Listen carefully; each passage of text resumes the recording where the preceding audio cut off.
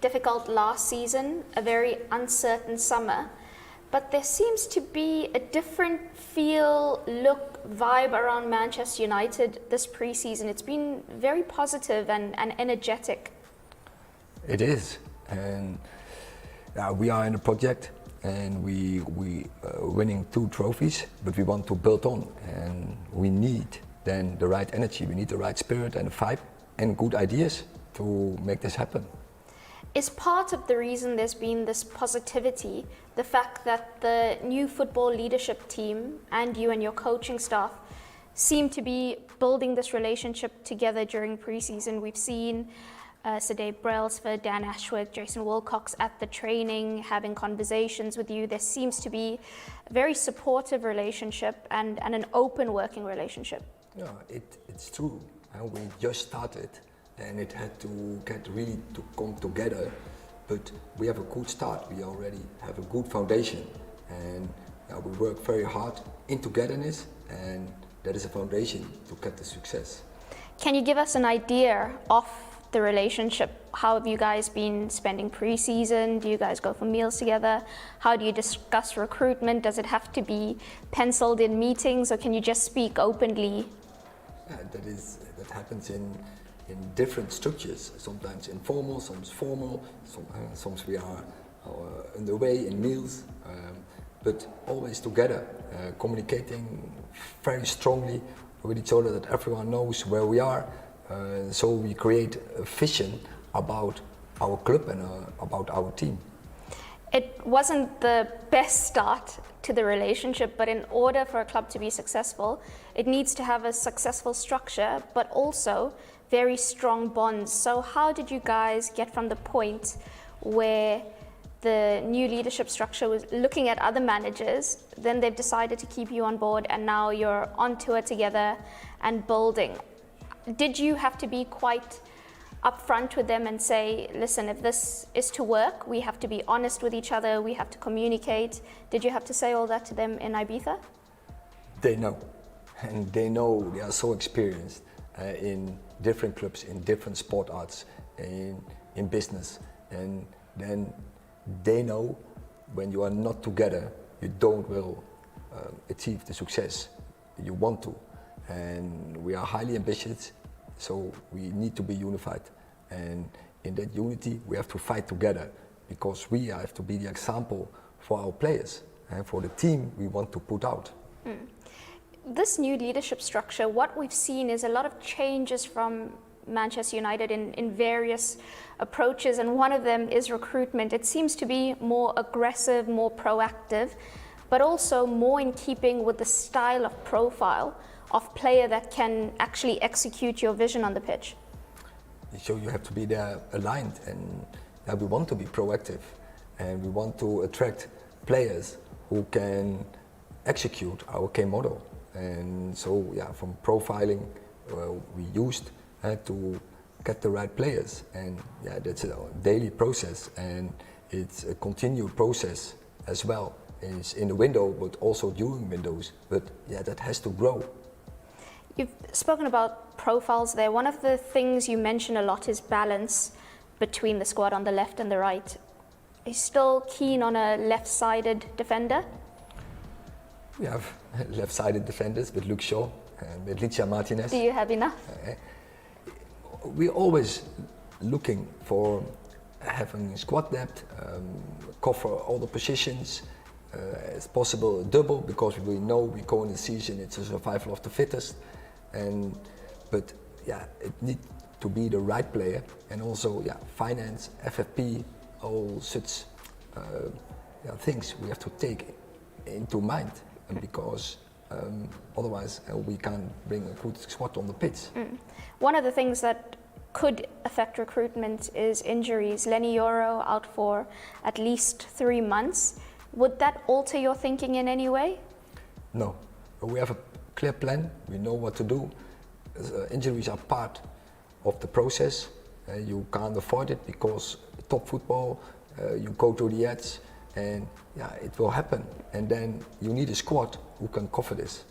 We've spoken about how positive it's been around Manchester United.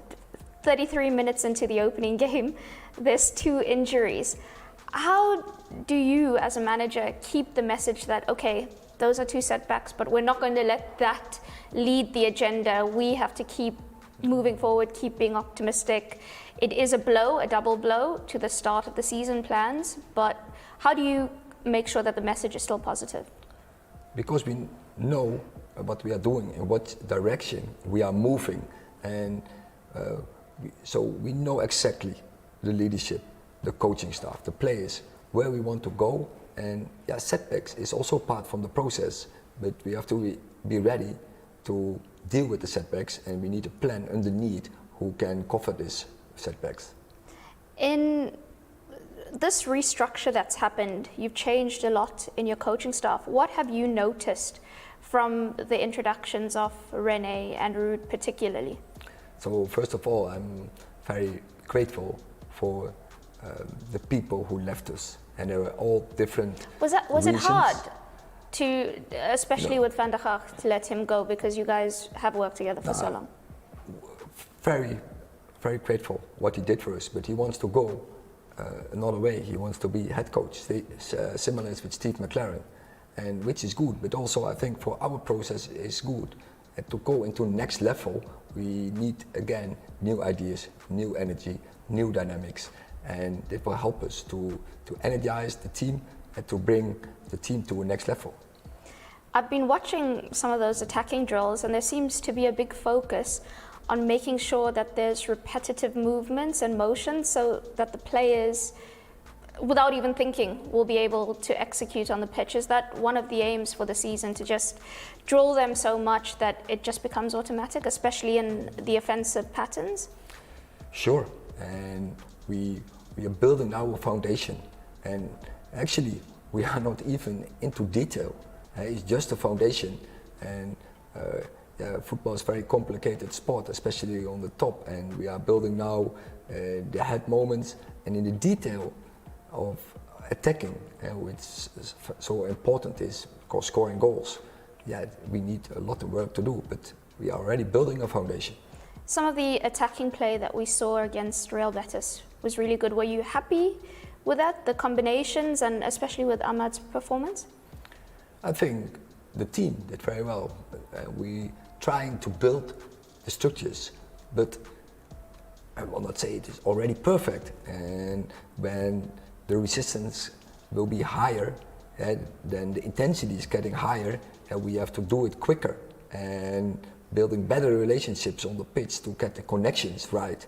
But again, but there's also for pre-season, we're getting there into a structure, and now we have to do it quicker. And as you say, it has to be a way of life. You seem, on a personal level now, a lot more relaxed, a lot more light-hearted, a lot more freer this pre-season. Is that because you feel that extra security at the club now, the support, and the fact that there is a structure in place to aid you, to help the club get even better, and there's this reinvigoration to the coaching staff, so there's so many new ideas? I think I was last year also relaxed. We came from a season where we You think so? third. Last season was so stressful. No, but in the pre-season we okay. are talking about. But last season we had many setbacks, and of course when you get setbacks, then everything around you goes into a negativity. And still, I thought I was quite positive. I thought I brought some energy all the time, and but also composure in the team and in the club. And I tried to motivate them all the time. But it's not easy when you had so many setbacks, when so many people getting disappointed because of the setbacks from injuries, and then of course from the setbacks from results. But we kept believing, and in the end we got our reward. Is it taxing being Manchester United manager, because you're talking about that negative spiral, and sometimes when it starts it just seems like there's no end to the noise and just the painting of the club in a bad light?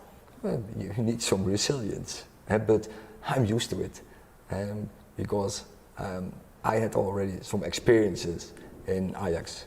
Also, even the club before I was, FC Utrecht was really on a smaller level, but also very toxic. So yeah, I know how to deal this, how to manage this, but yeah, I hope to avoid. But if not, we have to deal with it.